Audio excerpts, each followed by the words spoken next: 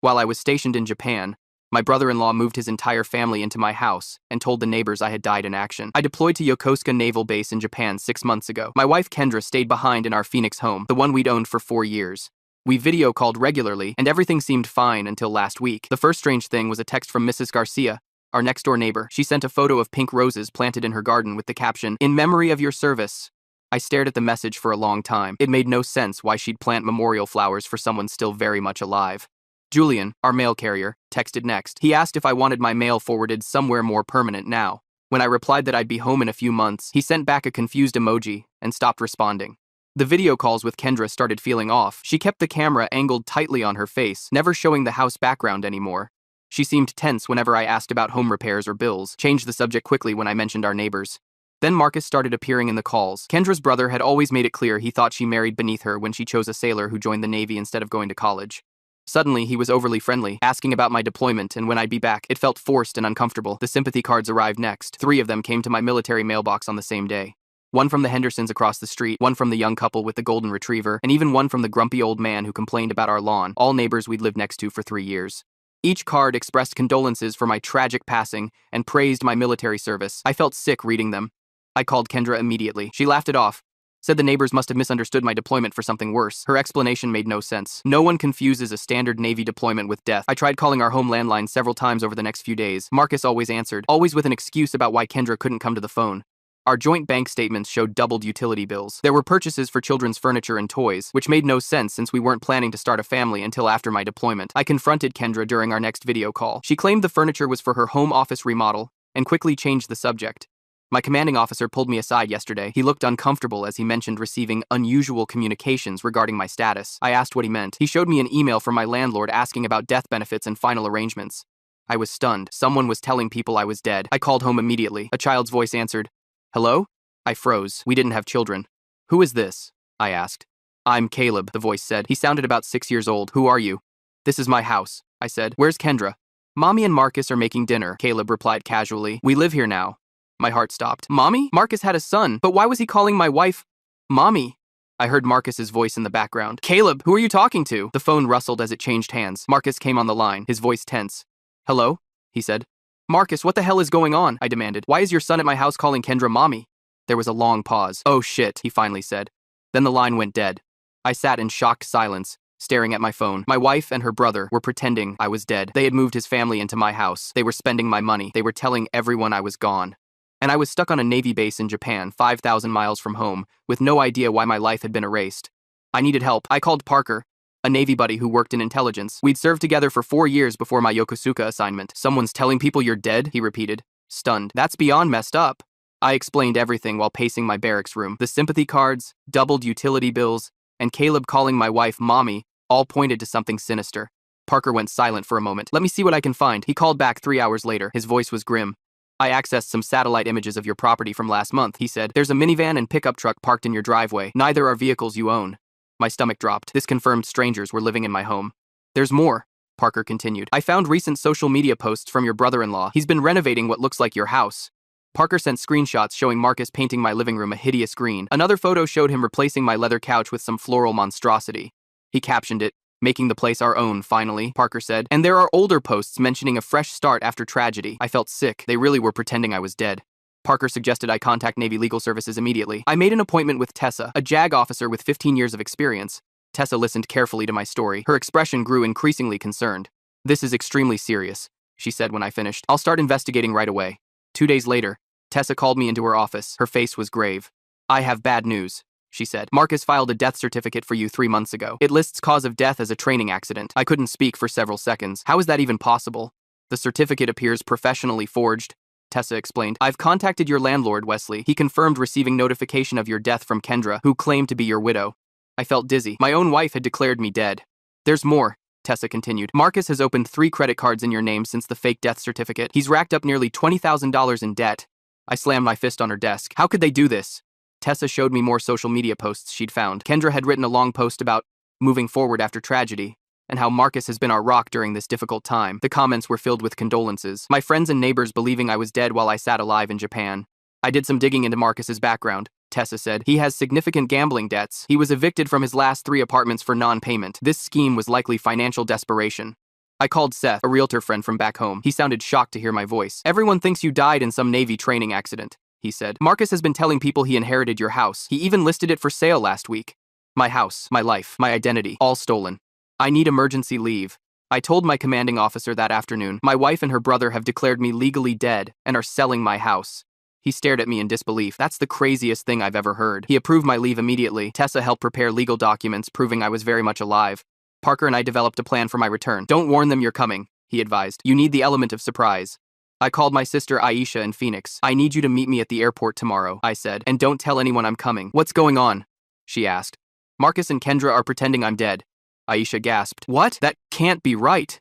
They've moved his family into my house. They filed a death certificate. They're selling my property. Silence on the line. Then, I'll be there. What time does your flight land? I boarded the military transport the next morning, clutching a folder of documents Tessa had prepared. My hands shook with rage and disbelief. After 14 hours in the air, I landed in California for a connecting flight to Phoenix. Every minute felt like an eternity. I kept thinking about Caleb answering my phone, about Marcus's voice when he realized who was calling, about Kendra betraying me so completely. The plane touched down in Phoenix around dinner time. Aisha was waiting at arrivals, her face tight with worry. I still can't believe this, she said, hugging me. What kind of person pretends their spouse is dead? We're about to find out, I replied, heading toward the exit. Let's go. Surprise my wife and her brother. I stared out the window as Aisha drove toward my house, toward the confrontation that would change everything. My life had been stolen, my identity erased, my marriage destroyed. And I was coming back from the dead to reclaim it all. The flight to Phoenix felt endless. Aisha drove us straight to my house as the sun began to set. My hands wouldn't stop shaking. Are you ready for this? She asked, pulling onto my street. I wasn't, but I needed answers.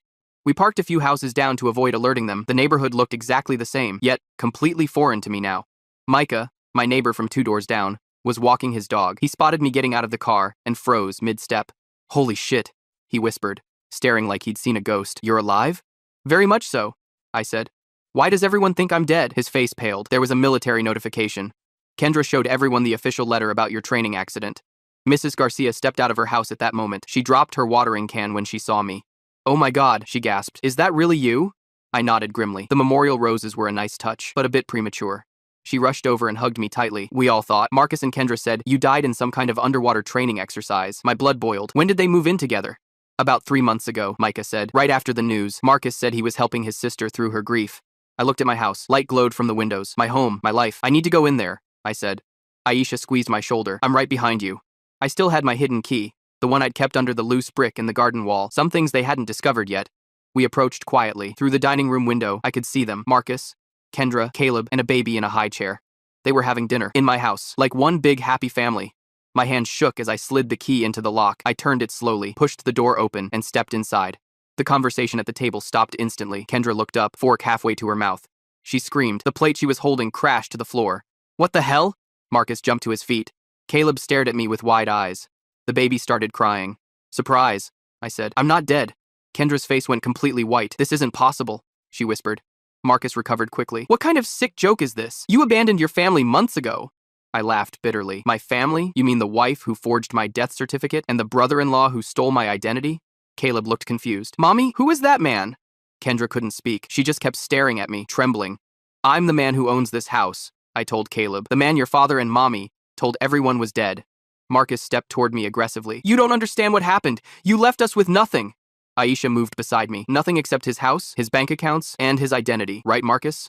Kendra finally found her voice. I'm sorry, she sobbed. It was Marcus's idea. He said it would just be temporary.